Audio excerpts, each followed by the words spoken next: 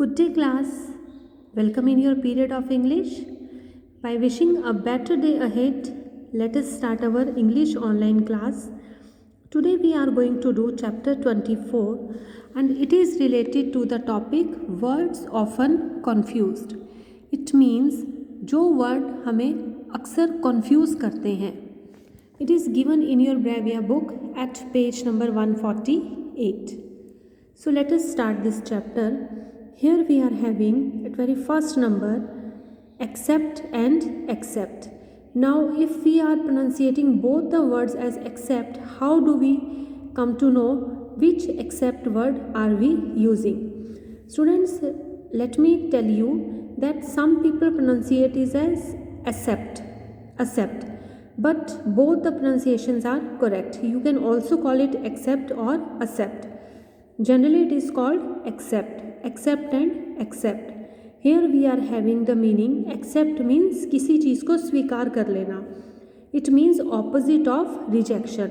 किसी चीज़ के rejection के opposite चले जाना means उसे accept करना.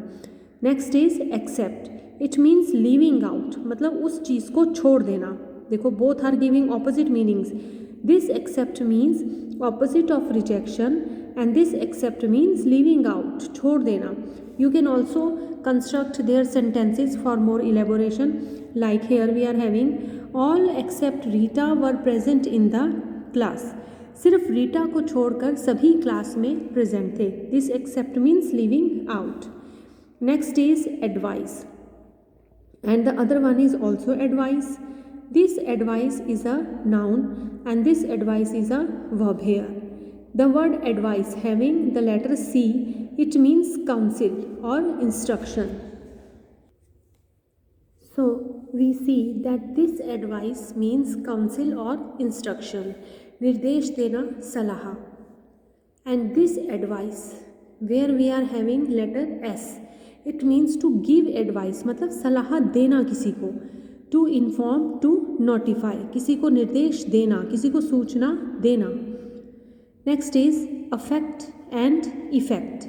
Here affect means to act upon, to pretend. मतलब किसी चीज़ का किसी चीज़ के ऊपर pretend करना means उसके ऊपर act करना. The word pretend means दिखावा करना. Here you can go through the sentence also.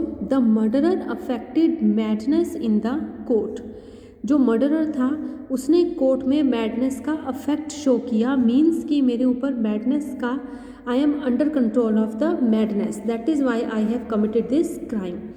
This word means affect and effect means result. इस चीज़ का क्या इफेक्ट पड़ेगा, इस चीज़ के ऊपर क्या रिजल्ट निकलेगा. Her advice had no effect on him. उसकी सलाह का उसके ऊपर कोई प्रभाव नहीं पड़ा. This effect means result. Affect means to act upon and this effect means result. Next is amiable. Amiable means having or showing a friendly disposition. मतलब कि बहुत ही friendly behavior show करना. When you are having amiable, friendly behavior show करना, to show friendly behavior. Amicable means agreeable. Means किसी चीज़ के साथ समझौता कर लेना, you are agree. Both of you must come to an amicable settlement. तुम दोनों को बहुत ही ज़्यादा आत्मीय सेटलमेंट में आना है. It means amicable. Amicable means agreeable. आप किसी चीज़ के लिए सहमत हैं, एग्रीएबल हैं सामने वाले के साथ. And amiable means you are a very friendly person. Like you can say that Shubham is an amiable person. बहुत ही फ्रेंडली पर्सन है. Next is born and this word is also borne. Born means brought forth by birth, मतलब कहीं पर जन्म लेना. Born like I was born in Ferozepur city. मेरा जन्म कहाँ हुआ था, फिरोजपुर सिटी में. And this born word means past participle of bear. It bear means सहना. Now we can see she has borne many difficulties in life courageously. उसने बहुत ही हिम्मत के साथ ज़िंदगी की सभी मुश्किलों का सामना किया या उन्हें सहन किया. This is born. Next is break and this is break. Break means to divide into pieces by force. जैसे कि आप किसी चीज़ को तोड़ देते हैं. Is it okay? That we call break करना. She has broken the vase. Here I have used participle. She breaks the vase. She breaks the glass. Next is brake. Brake means appliance for lessening the speed.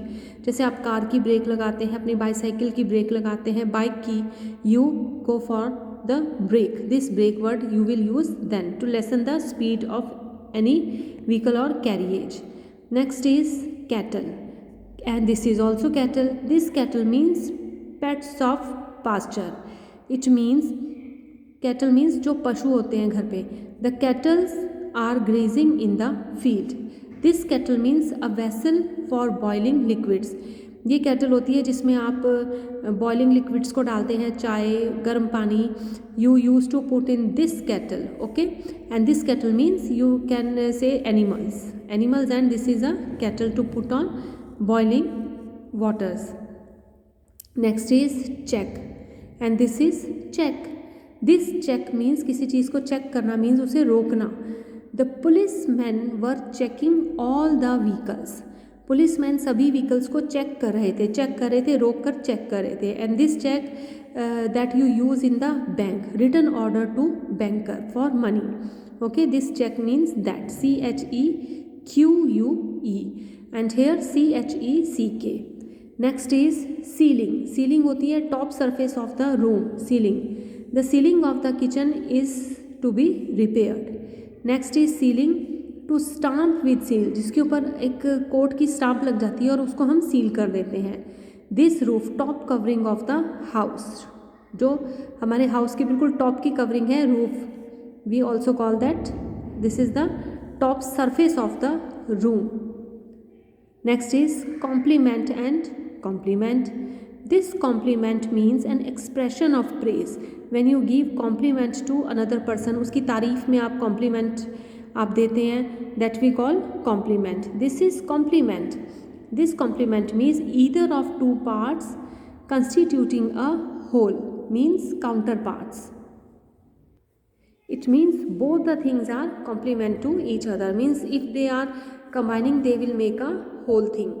Next is very important, dairy, and this is diary.